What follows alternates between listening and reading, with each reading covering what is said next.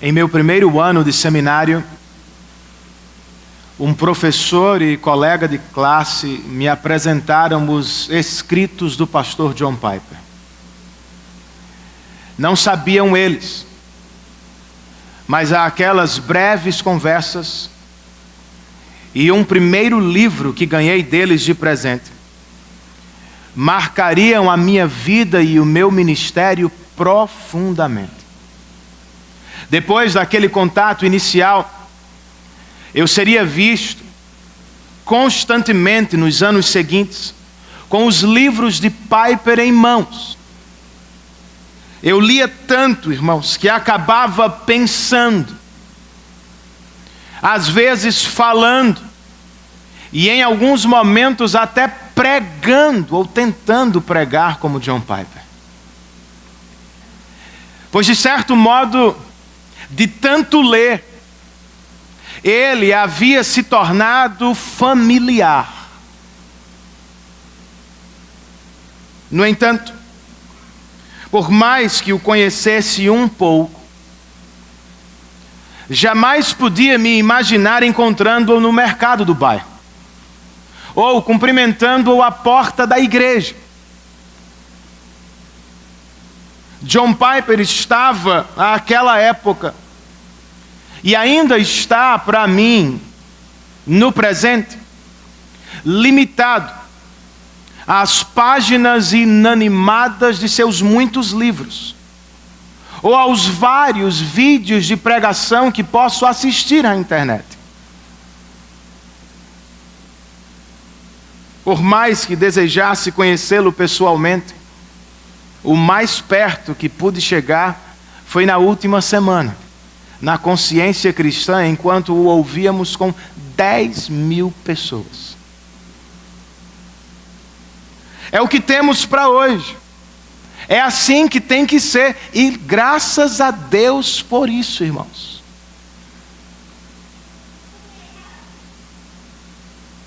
Mas agora, pense comigo. Será que o nosso relacionamento com Deus é, em alguma medida, semelhante ao que eu acabei de descrever? Às vezes eu tenho a impressão de que tratamos o Senhor como o personagem principal de uma biografia antiga, ou como um autor cristão de quem gostamos muito, mas que está distante, no hemisfério norte.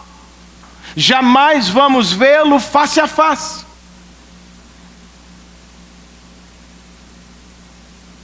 Sabemos do que ele fez no passado, irmãos,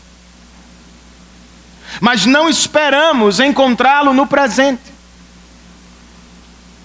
Cantamos sobre Deus todos os domingos, mas em muitos momentos sem a expectativa santa de nos encontrarmos com Ele no culto. Não deveria ser assim, pois a Bíblia não é a história de um Deus distante, ausente ou morto.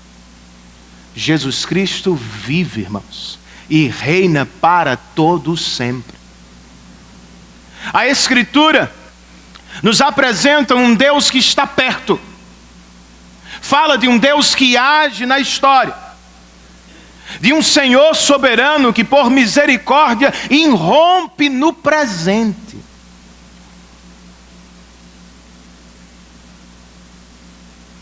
Por isso, como escreve o pastor de música Bob Kauflin, e eu sugiro o livro dele no nosso boletim,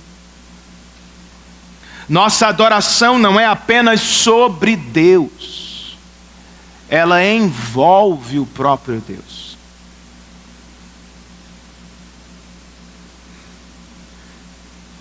Nossa adoração não é somente em relação a Deus ou para Deus.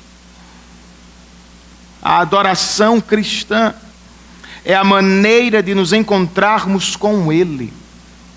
É o modo de nos acharmos em sua santa e majestosa presença. É sobre ela a santa e majestosa presença de Deus, que vamos ouvir na exposição deste capítulo de 1 Samuel. Como temos feito, vamos ler apenas um verso para abrir a exposição. Verso de número 20, que levanta a pergunta central do texto. E eu poderia dizer a pergunta central de toda a Bíblia. Tamanha a sua importância. 1 Samuel 6,20, o texto inspirado nos diz: e os homens de Bet-Semes perguntaram: quem pode permanecer na presença do Senhor, esse Deus santo? A quem enviaremos a arca para que ele se afaste de nós? Vamos orar, irmãos? Senhor, muito obrigado por todos os teus benefícios derramados sobre nós. Especialmente te agradecemos pelo culto cristão e por tudo o que acontece nele. Agora nós te rogamos por este momento, quando tua palavra será lida e exposta. Senhor, nós oramos com o salmista. Abre os nossos olhos, ó Deus, para que tenhamos condições de ver as maravilhas da tua lei. Reorienta a nossa adoração. Encoraja-nos em uma vida piedosa. Nos dê um culto simples, mas cheio de tua presença. É o que nós te pedimos, Senhor. Em nome de Cristo Jesus. E para a glória dele. Amém. Entre os capítulos 4 e 7, irmãos, o autor sagrado parece ter usado um quiasmo. Estrutura que organiza uma narrativa, uma história, em pares que formam antíteses. Os capítulos 4 e 7, mais ao extremo deles, falam das batalhas de Ebenezer. Os mesmos capítulos, mais ao centro, tratam de registrar a presença da arca de Deus em território estrangeiro. Os capítulos 5 e 6, por sua vez, nos apresentam as pragas da arca da aliança. E bem ao meio do quiasmo, no texto que vamos considerar, nós encontramos o retorno da arca ao território de Israel. Em uma estrutura assim, explica Tim Chester, a parte mais importante geralmente está no centro. E o centro desta história é o retorno da arca, símbolo máximo da presença de Deus em meio de seu povo. O mesmo comentarista continua: este é o momento chave do quiasmo. E ele nos pega de surpresa, pois não apenas Dagon sofre com a presença de Deus em seu templo. Não somente os filisteus sofrem com a presença de Deus em seu território. Os israelitas, os próprios israelitas, terão de sofrer aqui para aprender a lidar com a presença de Deus.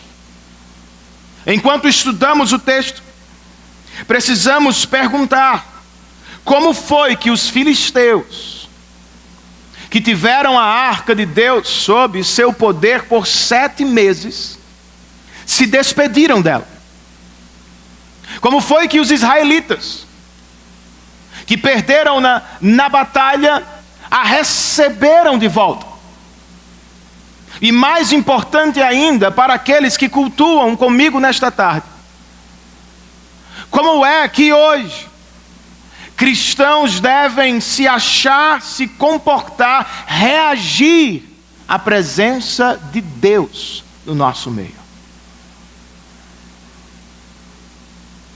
Há 3 respostas maiores que saltam deste texto, que devem passar por nossas mentes e alcançar poderosamente os nossos corações nesta tarde. Em primeiro lugar, irmãos, eu posso dizer à luz deste texto que diante da presença de Deus, nós devemos revelar temor. Depois de 7 longos e pesados meses com a arca em seu território, os filisteus descobriram que enviá-la de volta aos israelitas seria mais difícil do que tomá-la deles. Porque sofreram sob a pesada mão do Deus de Israel. Os filisteus estão com medo de errar no protocolo postal.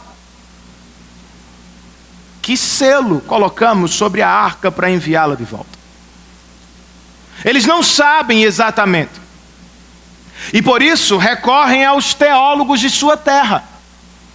Verso de número 2, volte os seus olhos para o texto comigo outra vez. Os filisteus perguntam aos teólogos: o que faremos com a arca do Senhor? Digam-nos com o que devemos mandá-la de volta a seu lugar. Os sacerdotes responderam, verso 3: se vocês devolverem a arca do Deus de Israel, não mandem de volta só a arca, enviem também uma oferta pela culpa. Os filisteus indagam no verso 4, que oferta pela culpa devemos enviar-lhe? E eles respondem: 5 tumores de ouro e 5 ratos de ouro, de acordo com o número de governantes filisteus, porquanto a mesma praga atingiu vocês e todos os seus governantes.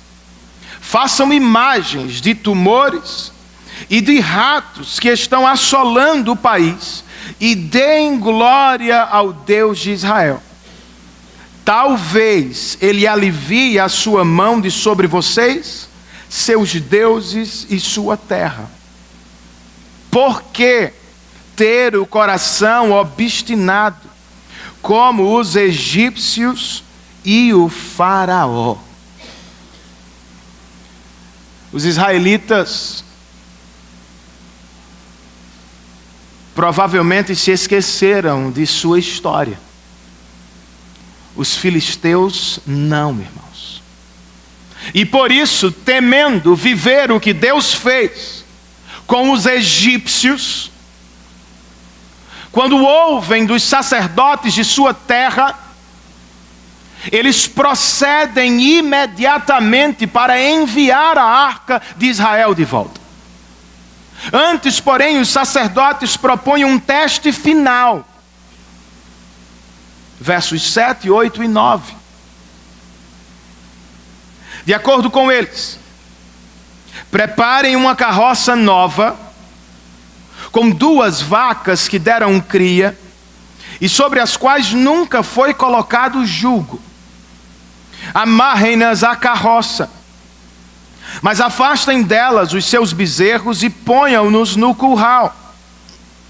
Coloquem a arca do Senhor sobre a carroça e ponham numa caixa ao lado dos objetos de ouro que vocês estão lhe enviando como oferta pela culpa. Enviem a carroça e depois fiquem observando. Se ela for para o seu próprio território, na direção de Bet-Semes, então foi o Senhor quem trouxe essa grande desgraça sobre nós. Mas, se ela não for, então saberemos que não foi a sua mão que nos atingiu, e que isso aconteceu conosco por acaso. Esta é uma tentativa pagã de discernir a vontade de Deus. É um teste para descobrir a voz do Senhor. E ele é difícil. Os sacerdotes da Filístia querem que as vacas façam o que não lhes é natural. Elas devem deixar as suas crias no curral e devem seguir diretamente para a primeira cidade israelita que encontrarem.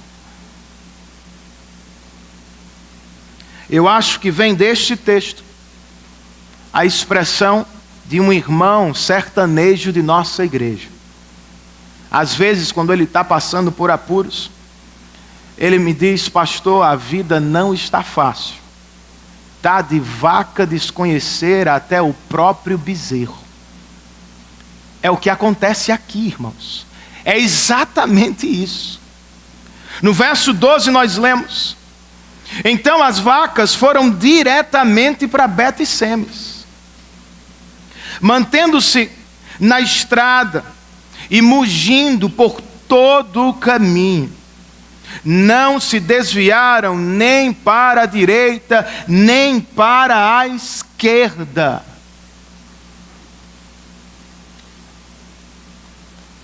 E agora, irmãos? O que fazemos como método filisteu de discernir a vontade de Deus? É assim também que devemos proceder enquanto cristãos. Testar Deus, pedir sinais ao Senhor. Deveríamos segui-los neste mesmo procedimento. De certo modo, irmãos, o texto está assim nos dizendo que Deus se acomodou à proposta dos filisteus. Mas note, em nenhum lugar o autor sagrado está nos incentivando a proceder da mesma forma. Quando diante de textos assim na Bíblia, nós precisamos de cuidado, irmãos. Pois o autor está descrevendo o que aconteceu, não nos doutrinando sobre como devemos proceder.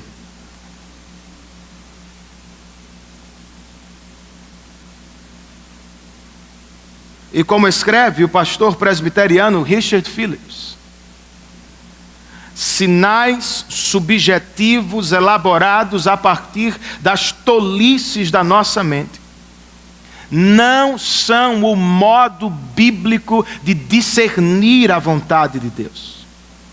Em vez disso, escutem isso, eles nos convidam a divinizar as nossas próprias intuições. E às vezes acabam fornecendo ao Satanás uma oportunidade para nos enganar.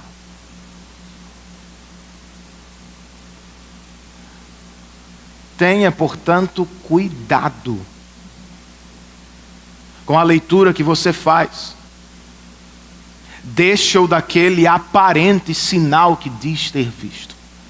Tenha cuidado com expressões do tipo: Deus me falou, ou eu senti de Deus, ou no meio presbiteriano, ocorreu-me a seguinte impressão. Eu não estou dizendo que o Espírito não nos lidera, irmãos. O que eu estou dizendo é que Ele não o faz desta forma. Qual é o modo apropriado então de discernir a voz de Deus, conhecer a sua vontade? O apóstolo Pedro nos diz: quando escreve o seguinte: temos ainda mais firme a palavra dos profetas. E vocês farão bem se a ela prestarem atenção, como a uma candeia que brilha em lugar escuro, até que o dia clareie e a estrela da alva nasça no coração de vocês. O apóstolo Paulo também, sob inspiração do Espírito, escreveu a Timóteo: toda a Escritura é inspirada por Deus. E, portanto, ela é útil para a repreensão, para a correção e para a instrução na justiça. O mesmo apóstolo, em outra carta, escreve o seguinte: para experimentar a boa, agradável e perfeita vontade de Deus, o crente precisa ter a sua mente regularmente renovada pela palavra de Deus. É verdade que na Bíblia você não vai encontrar o nome da pessoa com quem você deve casar.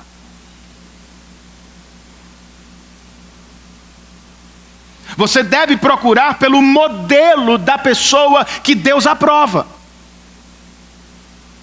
E assim deve ser com todas as decisões das nossas vidas.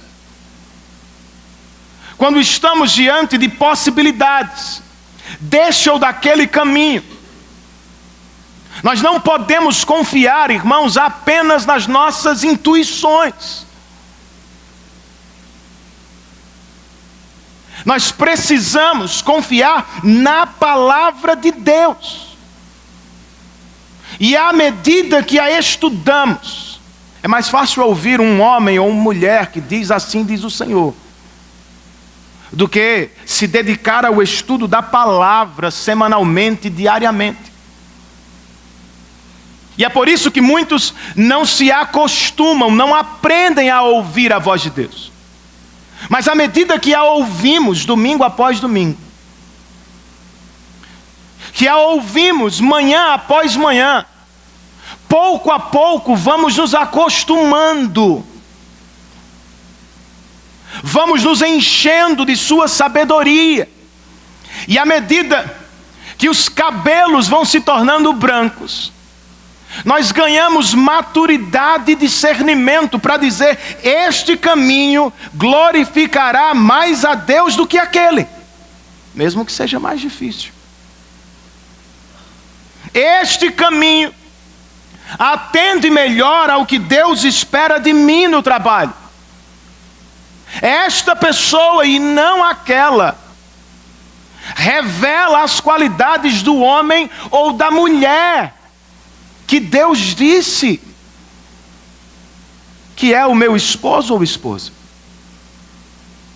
Se é assim, irmãos, voltemo-nos das fracas intuições e imaginações da mente.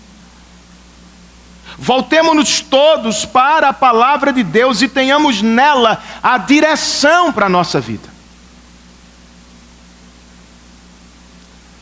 Foi exatamente o que os filisteus não fizeram. Até levantaram uma boa pergunta: como devemos mandar a arca de Deus de volta? Em outras palavras, eles estavam perguntando: como escapamos da santa ira de Deus que está nos assolando aqui?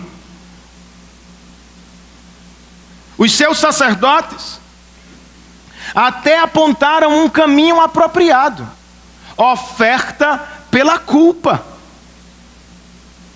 Eles sabiam, diferentemente de muitos cristãos, que havia um pecado contra a santidade de Deus, e que era a ira de Deus que os castigava por seus pecados.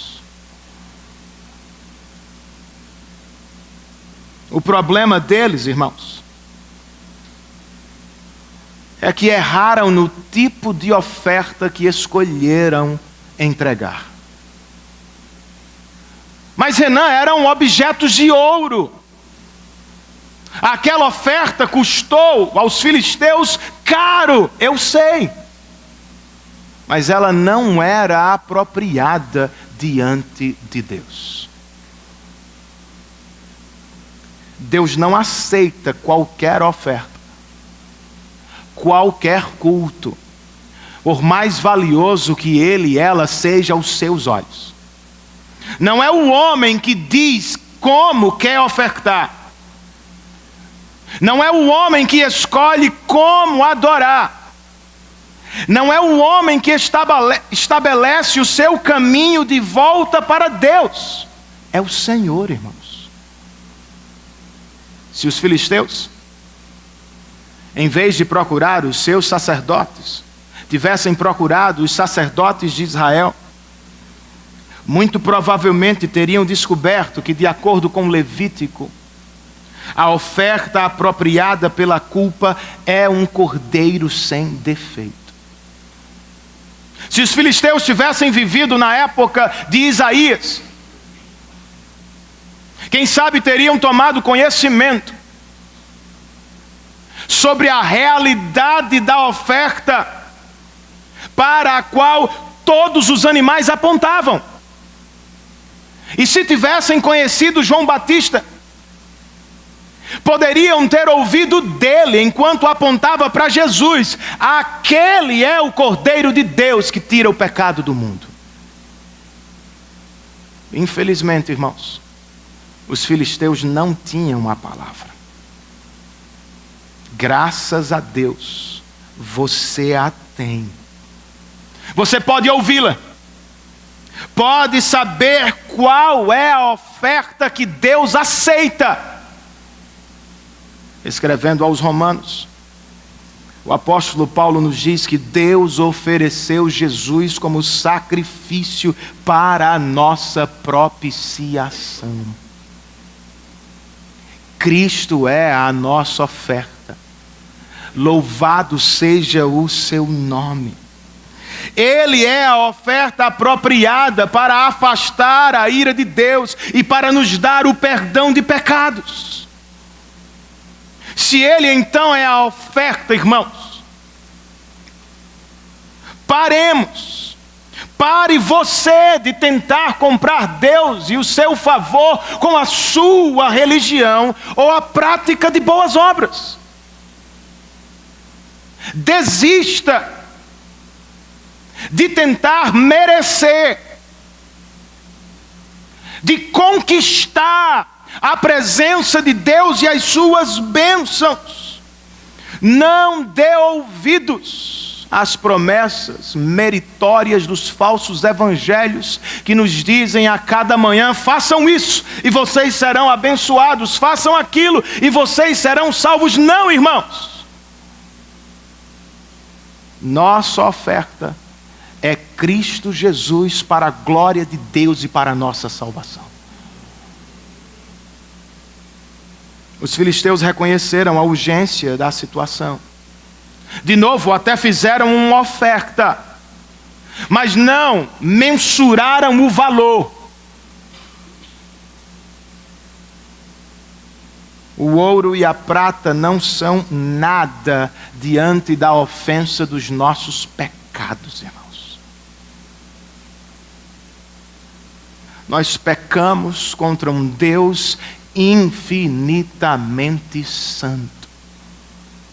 Por isso nós precisamos de uma oferta infinitamente valiosa.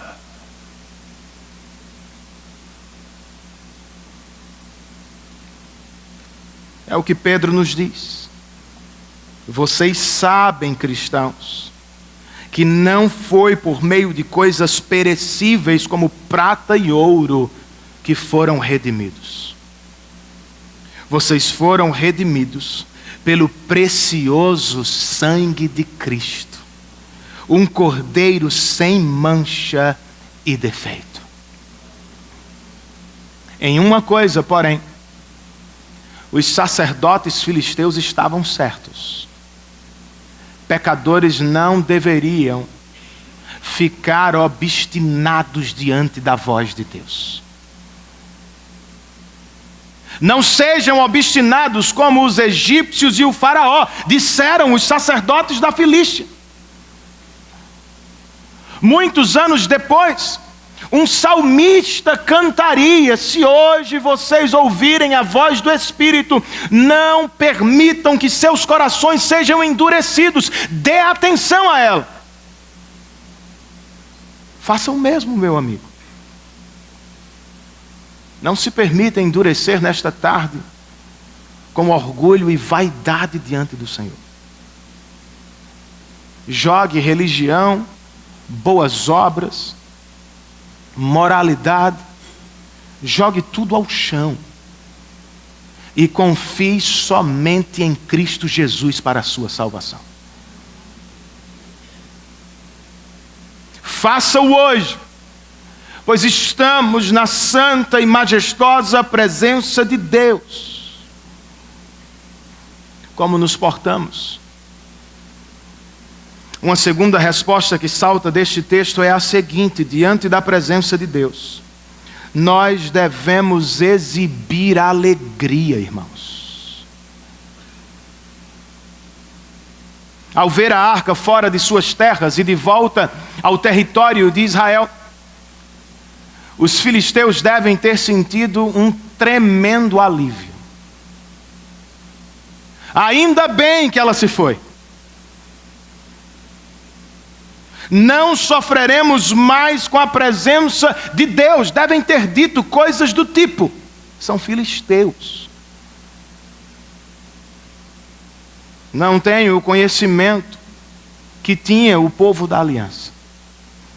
Agora, como é que este último responde ao retorno da arca, irmãos? De novo, lembrem-se, estamos falando do símbolo máximo da presença de Deus. A primeira resposta está no verso de número 13. O autor sagrado escreve: ora, o povo de Bet-Semes estava colhendo trigo no vale, e quando viram a arca, alegraram-se muito. Segunda resposta se acha nos versos 14 e 15. A carroça chegou ao campo de Josué, de Bet-Semes, e ali parou ao lado de uma grande rocha. Então cortaram a madeira da carroça e ofereceram as vacas como holocausto ao Senhor. Os levitas tinham descido a arca do Senhor e a caixa com os objetos de ouro, e as tinham colocado sobre a grande rocha. Naquele dia, o povo de Bet-Semes ofereceu holocaustos e sacrifício ao Senhor. Estamos falando de adoração, irmãos.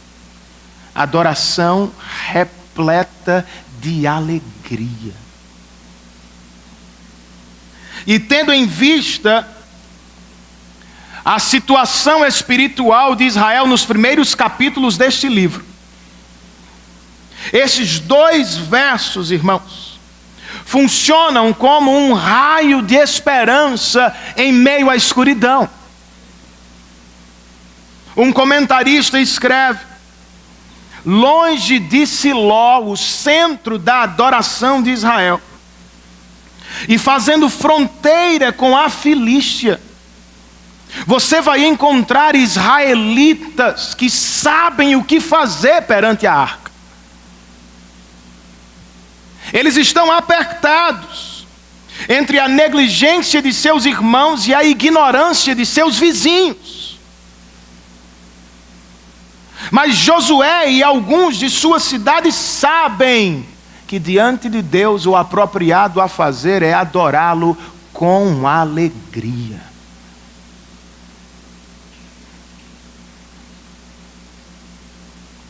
É o que alguns fizeram em Bet-Semes. Mas verdade seja dita, nem todos seguiram a adoração alegre. O verso 16 nos diz: os 5 governantes dos filisteus viram tudo isso e voltaram naquele mesmo dia a Ecrom. Ao final do verso 18, nós encontramos a grande rocha sobre a qual puseram a arca do Senhor. É até hoje uma testemunha no campo de Josué de Bet-Semes. Os filisteus levaram o tesouro que tinham, tumores e ratos de ouro, os colocaram em Israel. E quando o povo começou a adorar, eles voltaram para a Filístia, para a sua antiga vida. A rocha permaneceu na fazenda de Josué, testemunhando da graça de Deus. Com qual deles você se parece mais nesta tarde? Você é mais como Josué, que vem ao culto para celebrar a Deus com alegria, porque você tem na sua vida, na sua casa, testemunhos da graça e do amor de Deus?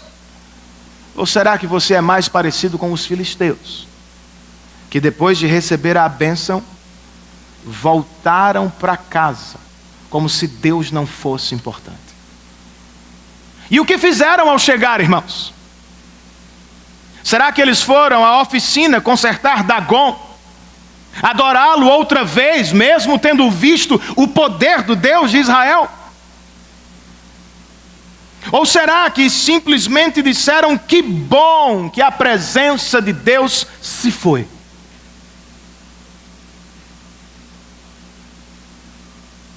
Não é assim que por vezes nós adoramos também, irmãos?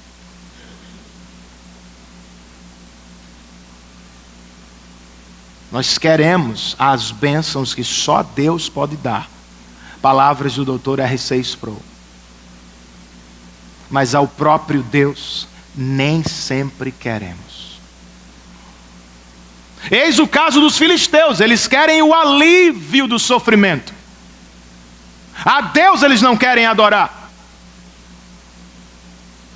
Podem fazer ofertas caras, não para revelar e adorar aquele que é infinitamente valioso. Eles o fazem porque querem alguma coisa em troca.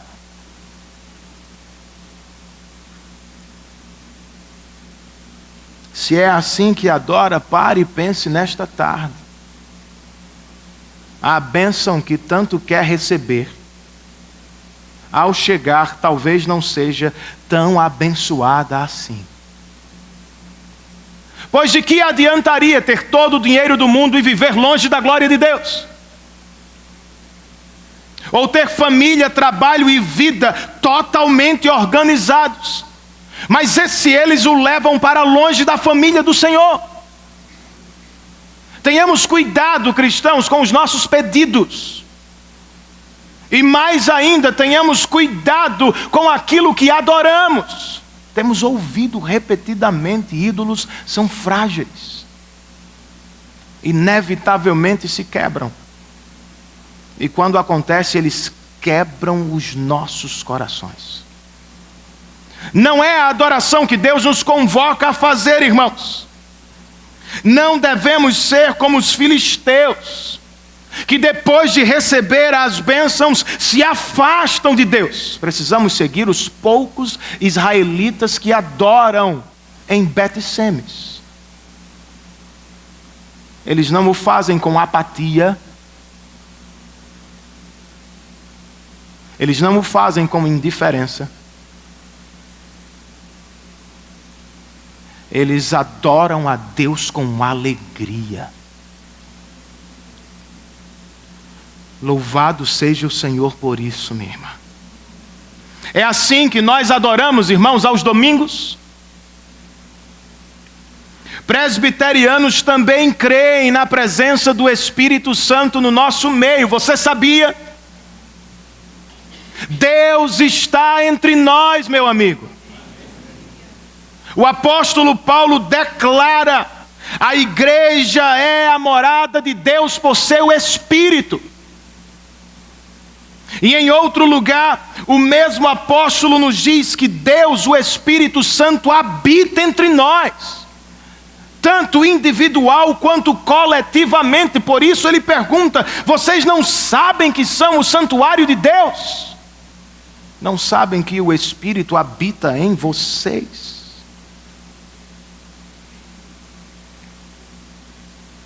Qual deveria ser a nossa resposta, irmãos, diante da presença do Espírito entre nós? Eu sei que às vezes precisamos cantar músicas de lamento, eu sei. Mas um estudioso fez uma pesquisa na Bíblia, irmãos, e concluiu o seguinte: o sentimento mais ligado ao culto na Bíblia é a alegria. Por exemplo, o salmista nos convoca à adoração no Salmo 100 com as seguintes palavras: prestem culto ao Senhor com alegria, entrem em sua presença com cânticos alegres. Por que não o fazemos? Porque você sente dificuldade? Porque você fica acanhado no culto? Talvez tenha sido o ensinamento equivocado que você recebeu. Cristão maduro é aquele que reprime as emoções no culto. Expressar emoção no culto, pastor, é coisa de pentecostal. Não é, meu irmão. Nosso problema é com o emocionalismo, não com as emoções. O emocionalismo trata de fazer das emoções um fim em si mesmo. As emoções que vivemos no culto cristão são respostas apropriadas ao Deus revelado na Bíblia. Não dá para cultuar diante dele de qualquer jeito, irmãos. Pois nós nos reunimos para adorar a um Deus que nos amou e nos salvou por meio de seu Filho. Então, mesmo que tenhamos muitas músicas, a maior de todas, a verdade que deve sempre estar presente em todas, é o que os teólogos chamam, à luz das Escrituras, de a canção da redenção. Esta música corre por todas as páginas da Bíblia. Suas primeiras notas são ouvidas em Êxodo 15. Quando Deus estende a sua poderosa mão para salvar os hebreus da escravidão do Egito. Se lembram disso? Suas últimas notas são ouvidas no Apocalipse, na sala do trono, no próprio céu, onde ao redor dele, santos anjos, homens e mulheres redimidos e toda a criação se juntam para adorar aquele que está assentado no trono e ao Cordeiro que se deu para a nossa salvação. Você se emociona com o gol do seu time. Eu não tenho tido essa emoção nos últimos dias. Você se emociona com a música do seu cantor favorito. Como não vamos nos emocionar com a boa notícia do Evangelho, irmãos? Em Cristo, Deus estava rasgando a dívida que você tinha contra Ele. Por causa dele, você está na presença de Deus hoje. Não dá para ficar apático, não dá para cultuar dormindo, me perdoe. Não dá para ficar no celular, não dá para conversar na presença dele. Nós trememos e adoramos. Se não é para isso que estamos aqui, por que viemos?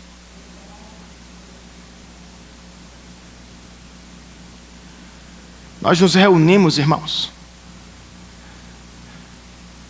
para, como igreja, testemunharmos diante dos convidados e dos nossos irmãos o poder transformador do Evangelho. E também nos reunimos para fortalecer o testemunho que vamos dar lá fora.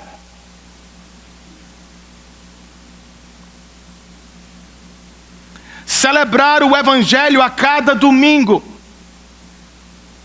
Ouvi-lo em todo o culto da nossa igreja. É um instrumento de Deus para acalmar os nossos corações e vencer as nossas tentações comuns. Por mais crente que você seja, vez por outra você sofre também com o peso do seu pecado. E por mais estrada que tenha, vez por outra você duvida do amor de Deus por você. Em meio ao sofrimento, por exemplo. Muito facilmente, irmãos, somos assaltados por nossas vitórias, conquistas e virtudes.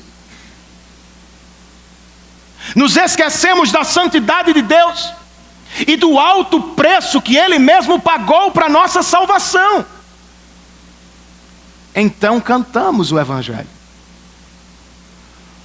Ouvimos o Evangelho pregado. E o Espírito nos renova, nos fortalece e nos prepara a fim de que sejamos como a rocha de Josué, uma testemunha para a glória de Deus.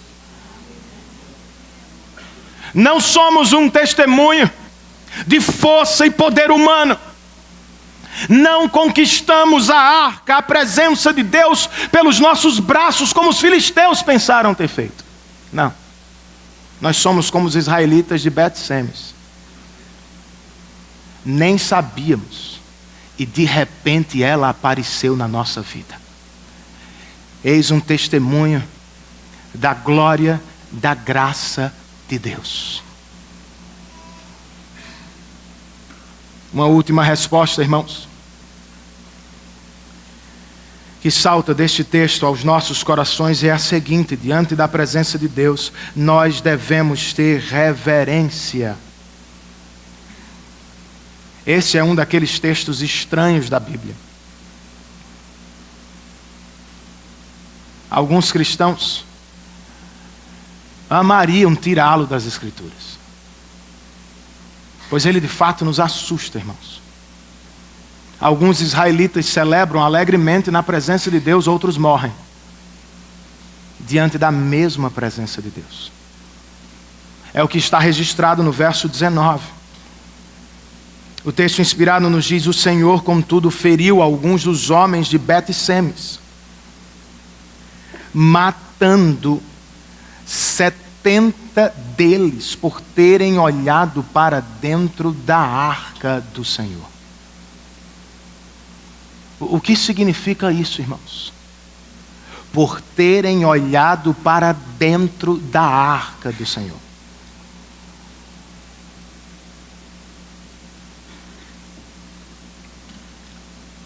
De acordo com o livro de Números, ninguém estava autorizado, nem por um breve momento, a ver as coisas dentro da arca da aliança. Caso alguém o fizesse, morreria. Parece uma regra arbitrária, Renan. Não é, se Deus a fez. Com ela, Deus estava protegendo os pecadores de sua santa presença. Sem mediação, eles não poderiam estar diante de Deus. E uma das primeiras coisas que um sacerdote deveria aprender em Israel era guardar a arca, cobri-la, para que ninguém fitasse-a. Não é o que os levitas fizeram em Bet-Semes, irmãos. Ao contrário do que deveriam ter feito. eles a transformaram em uma atração. Nos campos de batalha tentaram usar a arca. Se lembram disso? No templo de Dagon, ela figurou como um troféu de guerra. Mas aqui os israelitas se superam, irmãos.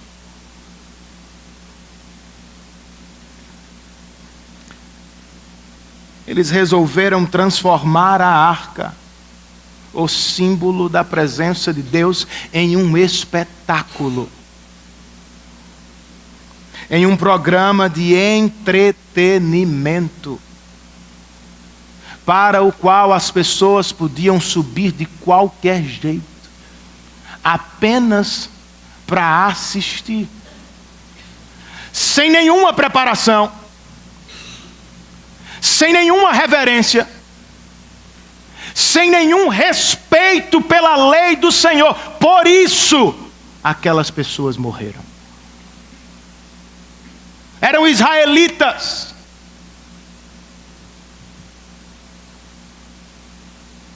Deveriam ter dado ouvido à palavra. Os levitas deveriam ter obedecido à voz de Deus, eram pastores. Não o fizeram. E pessoas morreram. É o que acontece, irmãos. E o povo reagiu em Bet-Semes, final do verso 19. O povo chorou por causa da grande matança que o Senhor fizera. E os homens de Bet-Semes perguntaram: quem pode permanecer na presença do Senhor, esse Deus santo? A quem enviaremos a arca para que ele se afaste de nós?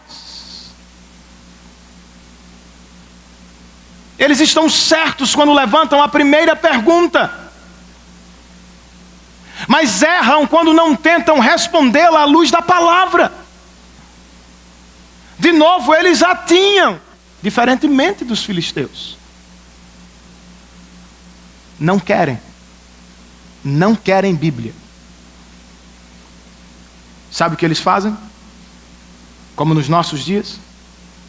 Preferem seguir o mundo. Fizeram com a arca da aliança, os israelitas, o que os filisteus haviam feito antes. Mandam-na embora, irmãos. Eis a espiritualidade de Israel nos dias de Samuel. Para onde ela foi? Versos 1 e 2 do capítulo 7. Os homens de Kiriat Jearim vieram para levar a arca do Senhor. Eles a levaram para a casa de Abinadab na colina e consagraram seu filho Eleazar para guardar a arca do Senhor. A arca permaneceu em Kiriat Jearim muito tempo, foram 20 anos. E todo o povo de Israel buscava o Senhor com súplicas. Duas informações dignas de nota. A primeira: o povo de Kiriat Jearim não era israelita de origem. Era gibeonita. Acharam abrigo sob as asas do Deus de Israel nos dias das conquistas de Josué. E mesmo que não tenha nascido na aliança, eles nos dão neste texto prova de fé no Senhor, como fizeram nos dias de Josué. Eles querem a presença de Deus no meio deles. E eles a tratam segundo a palavra de Deus. Ordenaram um homem que pelos próximos 20 anos tinha uma única obrigação: guardar a aliança do Senhor. Um cristão estrangeiro fez o que os israelitas deveriam ter feito e não fizeram. A outra informação: enquanto a presença de Deus abençoava os gibeonitas, todo o povo de Israel, diz o texto, buscava o Senhor com súplicas, lamentos, lágrimas. Sabe o que é isso, meu irmão? No Novo Testamento, Paulo vai nos dizer que o Evangelho é cheiro de morte para aqueles que não creem e aroma de vida para aqueles que têm fé. A arca funciona assim também. Do mesmo modo, ela foi cheiro de morte na irreverente Bet-Semes, e foi aroma de vida e alegria na obediente Kiriat Jearim. Com qual delas você se relaciona mais nesta tarde, no que diz respeito ao seu culto, à sua adoração? Qualquer que seja a sua resposta, me permita dizer: tema ser como a irreverente Bet-Semes. Traduzindo, tema fazer da adoração uma atração. Tema confundir culto com entretenimento. Não é a mesma coisa. Alguns pastores são bem intencionados, irmãos. Tenho de admitir. Mas eles são irreverentes no que diz respeito ao culto do Senhor. Sob a desculpa de que querem ganhar muitas almas para Cristo, eles se valem de qualquer coisa ou método para atrair pessoas. Trocam culto por show, pregação por palestra motivacional e membro por cliente. Quando preparando a liturgia do culto, pouco consultam a Bíblia, não querem saber o que ela fala acerca de culto. Procuram produtores de shows. Enquanto se preparam para supostamente pregar a palavra, gastam pouquíssimo tempo com o Senhor a sós lendo e estudando. Preferem técnicas mundanas, de palco, de teatro, de TV. Você acha mesmo que isso é agradável aos olhos do nosso Deus? Um amigo me contou sobre a conversa final que teve com o seu antigo pastor. Ele já frequentava outra igreja, quando um dos pastores de sua última igreja o convidou para conversar. E aquele pastor lhe perguntou: meu irmão, por que é que você está congregando em outra igreja? O que é que você achou lá? Ele disse: o Evangelho. Para a surpresa do pastor, que lhe disse: meu amigo, nós também temos o Evangelho, o problema é que você está frequentando o culto errado. O Evangelho em nossa igreja é pregado pela manhã. Nos demais cultos não temos condições de pregar o Evangelho. As pessoas não estariam conosco em multidões. Meu amigo teve coragem e disse àquele pastor: é por isso que não congrego mais aqui.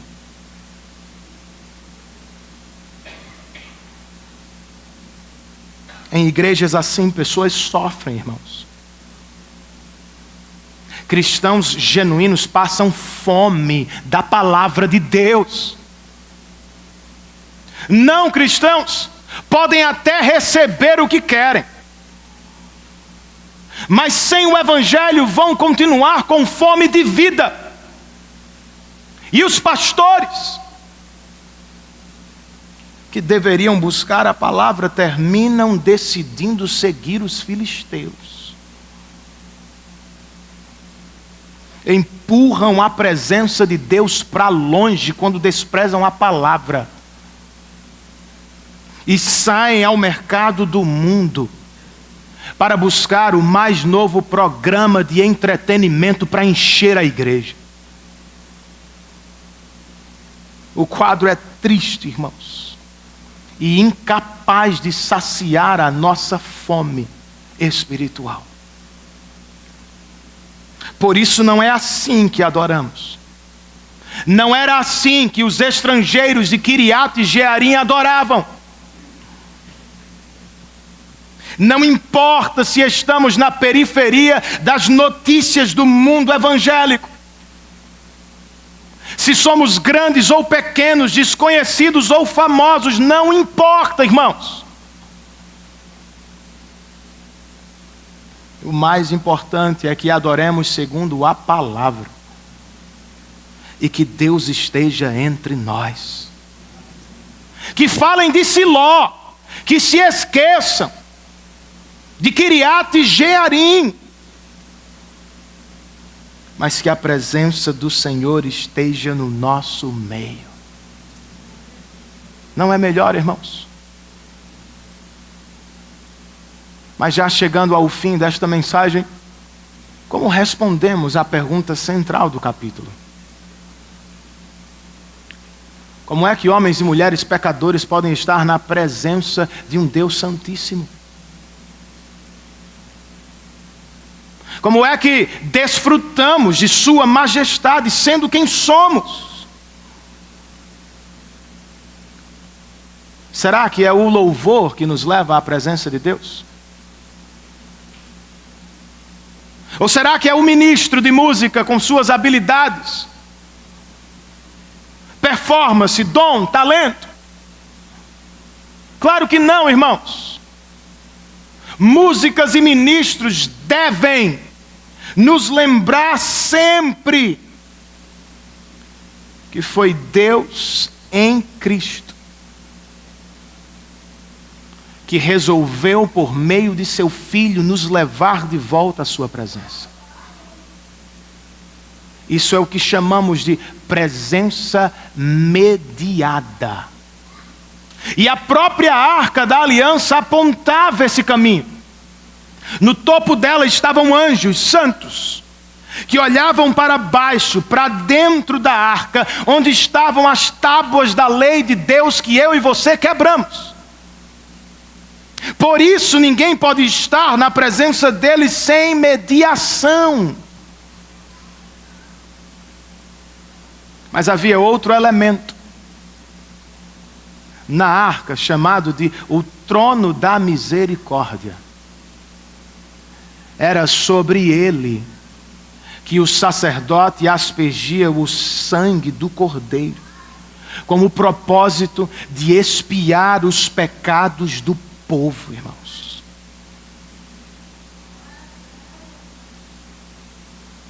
Com a lei e o trono, a Arca da Aliança tinha o objetivo de expressar duas maravilhosas verdades sobre o nosso Deus. Sua santidade arde contra todos os nossos pecados. Mas por misericórdia, Ele mesmo nos deu um caminho de volta à sua presença. Qual era o caminho do AT? Qual foi o caminho do NT? Como os cristãos adoravam nos dias de Abraão? Como adoramos hoje, irmãos? Pelo mesmo caminho. O sangue do Cordeiro que nos dá perdão de pecados. Eis o caminho à presença de Deus no AT. Eis o caminho à presença de Deus no NT. O sangue dos cordeiros apontava na direção do perfeito Cordeiro de Deus que se entregou por nós na cruz do Calvário. Você já o recebeu pela fé no coração? Perceba isso, meu irmão. ou amigo que me escuta nesta tarde, o fato de a arca ter sido acolhida por estrangeiros, gibeonitas, prova que qualquer um, até mesmo filisteus que confiam no sangue do Cordeiro, podem estar na presença de Deus. A pergunta é: você confia? Jesus não veio ao mundo, irmãos,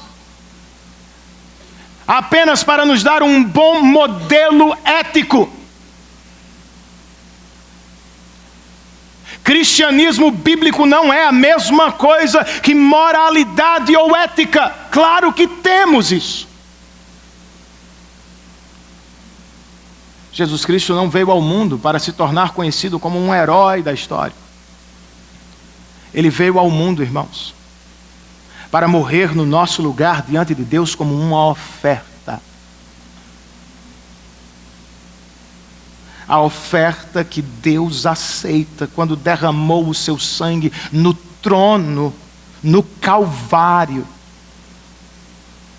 Ele estava cobrindo você, cobrindo a mim, escondendo-o nele, de modo que a ira de Deus que deveria cair eternamente sobre você, caiu toda e de uma vez sobre ele. Ao mesmo tempo, irmãos, não pelos nossos méritos, não porque somos moralmente perfeitos, não porque acertamos o tempo todo, não porque somos melhores do que ninguém, não, por causa dele, sua obra no nosso lugar, Cristo nos deu a presença de Deus para sempre. Antes de Cristo, fugíamos com medo do Senhor, como fez Adão no Éden. Depois de fé em Cristo, ainda pecadores, nós corremos para Deus com ousadia e confiança, diz o autor de Hebreus. Por que você não faz o mesmo nesta tarde? Não empurre a questão para depois. Não faça como os israelitas de Bet-Semes. Resolva nesta tarde. Aceite a oferta que Deus propôs em Cristo para a sua salvação. Esse foi alto.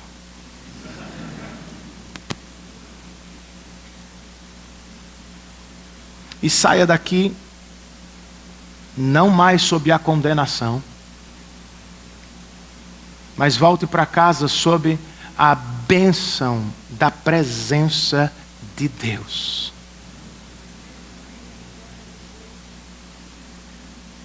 É verdade, irmãos. Por mais que desejasse conhecer o pastor John Piper pessoalmente, de novo, o máximo que pude fazer foi ficar em uma das últimas cadeiras da consciência cristã. 12 mil pessoas era praticamente impossível. Eu nem tentei. E não tem problema, irmãos. Pois o melhor de Piper para mim jamais poderia ser resumido a um aperto de mãos. Ele nem sabe, nunca saberá, quem sabe na glória. A melhor coisa que aquele homem de Deus me deu foi pregar sempre, apontando para a glória de Deus revelada na obra e na pessoa de Cristo. John Piper é um pregador, irmãos, que me fez conhecer e amar mais a Deus por causa de Cristo. Está de bom tamanho, pois é por causa de Cristo e não pregadores que estamos na presença de Deus nesta tarde. Em breve, não teremos mais a necessidade deles, nem mesmo de templos como este. Pois como está escrito em Apocalipse, Deus e o seu Cordeiro estarão no nosso meio, serão o nosso templo. Até lá, por mais que tenhamos dificuldades, enquanto igreja, você precisa dela. Eu preciso de ministros de música. Eu preciso de pregadores da palavra. Pois enquanto cantam e pregam, eles me lembram, nos lembram, é por causa de Cristo, somente por causa dele, que estamos e estaremos para sempre na presença do Pai. Eu queria convidá-lo a curvar a sua cabeça e a fazer a sua oração enquanto você pensa sobre o que ouviu. Curve a sua cabeça, feche os seus olhos. Pense sobre o que você ouviu.